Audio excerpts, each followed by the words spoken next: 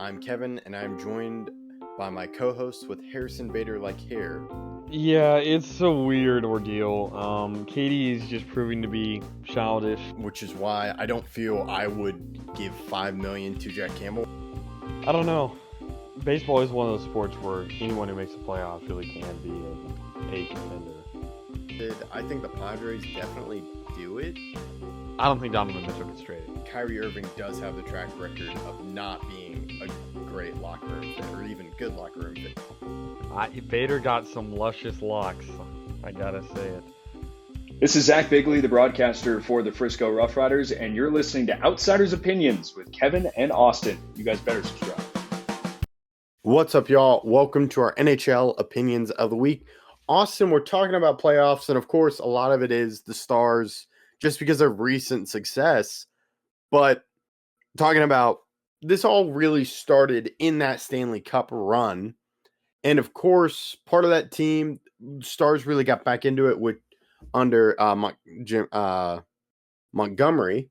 But then he left for personal reasons and figured that out. But that went to Rick Bowness taking over during that season. The bubble and doing well, doesn't work out in Dallas, then goes to Winnipeg, does well there, and then retires. And now he's back in the middle of the season with the Columbus Blue Jackets, who are fighting for a playoff spot now. Yeah, they're right now third in their division and have been on a remarkable tear. 18-3-4, 80% points percentage, and it's pretty remarkable to see him do this. It's crazy because he only became a head coach again because of the Montgomery personal issue, and obviously led the Stars to the Stanley Cup. They had a chance in that series. Unfortunately, weren't able to pull it out for him. But since 98, he'd only coached 20 games before that season as a head coach. And that was in 03-04 with Phoenix, where he went 2-12, 3-3.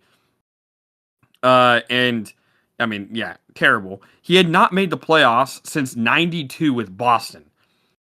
And he obviously made the playoffs that year with Dallas. He then missed the playoffs and then made the playoffs again with Dallas, lost in the first round in 7. Then he left for Winnipeg. They made the playoffs his first 2 years. And he leaves. Winnipeg gets amazing, then loses in the first round again. This year, the Jets have kind of fallen apart. But he got hired again. He's back at 71. And the Blue Jackets have been the best team in hockey the last 25 games. Yeah, and you make a great point. He was an assistant. It was just helping out, and that's why he did a lot. I think was the Lightning head coach, I believe, for a little bit. No, it was Winnipeg, Boston, Ottawa, Islanders, Phoenix, and then Dallas. Yeah. And it is like he's older, but to me, with Dallas, he has an effective style to me. And that is defensively with the Stars, there was Hudobin, but they also had Ottinger.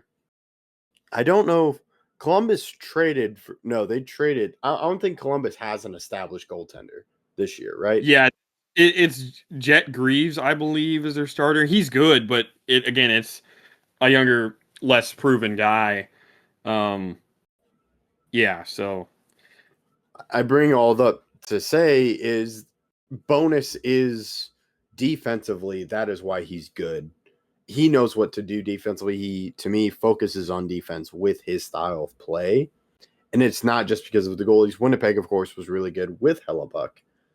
But Bowness has something, a good style that I think we've seen transfer currently in the NHL. To me, there is a limit to where that goes, but it is still successful. Defensemen flourish with him. Flourish. I mean, we can just look at the defensemen that he's had in the past. Right now, he has Zach Werenski, who just scored today as we're recording. He has, I think, 76 points now, which is pretty remarkable for a defenseman. Then we go to Winnipeg, and they had a lot of success with the defenseman. Josh Morrissey, especially, had 69 points in the last season the Bonus had there, and he's only progressively had less and less points ever since. But with Bowness, he had 76 and 69 in 2 years, which is crazy. I mean, absolutely insane with Bowness there. And then Heiskanen, and his ability with Dallas. I mean, the defensemen have flourished with Rick Bowness, and I do think. Well, I don't know if he can win a Stanley Cup. Having him in the room, again, I think he helps defensemen out immensely. Defensemen under Bowness, he's had a top-level defenseman everywhere he's coached since the Stars. Yeah, and yes, you can debate about Stanley Cup. There is a standard he set, though, to me, Dallas, he maintained that standard of a good defense and competitive team, because Dallas a few years had been looking for a guy to help reestablish the team.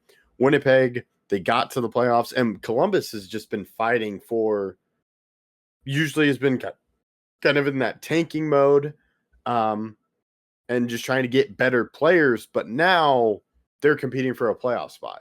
So Rick Bowness, to me, there is a value in bringing in a coach to help raise your standard. Now, you can argue where that standard ends and where you need to get a new coach, but bringing in him after firing your coach, I think, to me, shows a lot about how Columbus is willing to get better and shows that commitment with bringing Bowness in, because there is a limit to Bowness. He already retired 2 years ago and then came out of retirement. He is 71, not saying that's old, but to me, a coach that goes under a lot of stress, especially when you get to the playoffs, that is older. And if there is a time limit for me on how long he coaches. Yeah.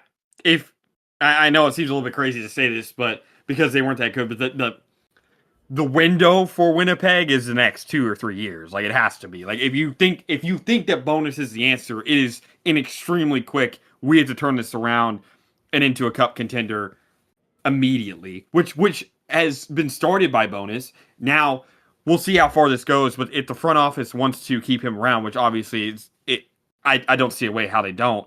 You're going to have to invest in his style immediately this offseason. Yeah, and we saw Winnipeg do that. I know they traded for offensive guys to help with the scoring, because that was kind of our main argument against Winnipeg. I am really curious. I wish I could look at what the pitch was to Bowness about coaching again. Yeah, they were 19-19 with Dean Evison as their head coach. 19-19-7. Now they're 18-3-4 in the 25 games that Bowness has coached. Extremely impressive. Their defense has gotten substantially better. Whatever his defensive strategy is, works. If he could just get an assistant to help him out with the offensive side, with the power play, his special teams coach, like stuff like that, 100%, I think they could do something. But that's always been his problem, is special teams, well, not penalty kill, but power play and then scoring. I mean, his ability to coach defense, though, and penalty kill is, I think, that's out of the question of something that he can't do. Yes, he's fantastic, and I am curious, because I'm sure he has to notice he has to get better at offense. How does he develop that, instead of, as well as bringing in guys in, but also coaches? You mentioned that's a good point. So he is a fascinating story, just given, and it would be cool if he won a cup. There is a limit to me on that. There's definitely a limit. I think my only thing is, if he was 50, I could figure out, okay, he could learn this. But can you learn it at 71? Can you learn the offensive side enough? Now, I do think defense wins championships, and he's going to put you in a situation that you can win, but it's hard. We haven't seen many teams recently in hockey win with overwhelmingly good defense. It's been a while since we've seen that type of game, but that's the game that Bowness plays, and he does it extremely effectively. You bring up a good point of being 50, and one guy who I think was defensively and was kind of just that assistant guy and then got his shot middle of the year, Paul Maurice. I think he had a couple head coaching jobs before, but he really had a success with the Florida Panthers. Do you want to guess his age right now? 60. Yeah, basically. He's 59. Okay. Yeah, so just turned 59. So that's someone to where a little bit older, has been around in the league for a long time, but is not like that young shot guy.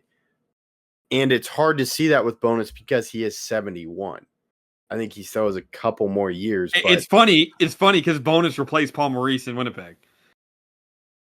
oh yeah, I did not know that. Yeah. Wow. Yeah. It's a funny That's incredible. connection. It is a funny connection. So I'm very interested to see what happens, and we'll see what they do in the playoffs. I think they're in a spot, right? Or they're fighting. Yeah, right for now one? they're third in their division. Okay, third. So- Okay. But it is close. I mean, the battle is extremely close. Like to put it in perspective, they are tied as well for the wild card spot and the division spot with the Islanders, and then at 84 points is the Red Wings. So they're at 85. It's extremely tight, but the way they've been playing, they're winning against the Flyers as we're recording right now, 2-1. We'll see if they end up pulling that out, but because it's about to go into the third period. But I mean, I don't think they're contenders this year, but do you think they could contend in the next 2 years? Contend for a Stanley Cup? I think that'd have to be the expectation if you're going to hire a 71-year-old head coach. I'm gonna say no. Okay. I bet the Blue Jackets feel otherwise. Yeah. We'll have to see. It's a fun story, so we will keep you updated throughout all that. We appreciate you listening to Outsiders Opinions and Beyond the More, and thank you for listening to Outsiders Opinions.